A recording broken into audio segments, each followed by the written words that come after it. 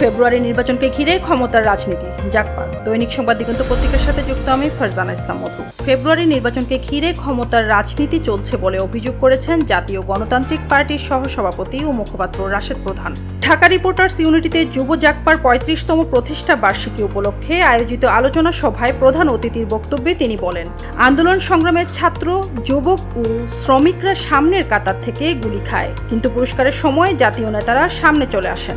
নির্বাচনের সময় কিছু নেতা নিজেদের মাথা বিক্রির বাজার বসায়, যা দেশের জন্য অশনি সংকেত। রাশেদ প্রধান অভিযোগ করেন, ফেব্রুয়ারি নির্বাচনকে সামনে রেখে আওয়ামী লীগ ও জাতীয় পার্টির ক্ষমতার রাজনীতিতে জড়িত এবং ভারত বা হিন্দুস্তান এই ষড়যন্ত্রের সক্রিয় ভূমিকা রাখছে। তিনি বলেন, দিল্লিতে বাংলাদেশ বিরোধী কনফারেন্স চলছে, দেশে চলছে ঝটিকা মিছিল, আবার ভিপি নুরের উপর হামলা হয়েছে।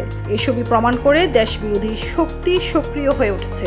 তিনি আওয়ামী লীগ, জাতীয় পার্টি ও ১৪ দলকে চিরতরে নিষিদ্ধ করার দাবি জানান এবং ছাত্র যুবকদের সচেতন থেকে ফেসিবাদ ও আধিপত্যমুক্ত বাংলাদেশ গড়ে তোলার আহ্বান জানান। সবাই সভাপতিত্ব করেন যুব জাগপার সভাপতি নজরুল ইসলাম বাবলু এবং সঞ্চালনা করেন সাধারণ সম্পাদক ইঞ্জিনিয়ার মোহাম্মদ সিরাজুল ইসলাম। এতে জাগপা ও সহযোগী সংগঠনের নেতারা বক্তব্য দেন।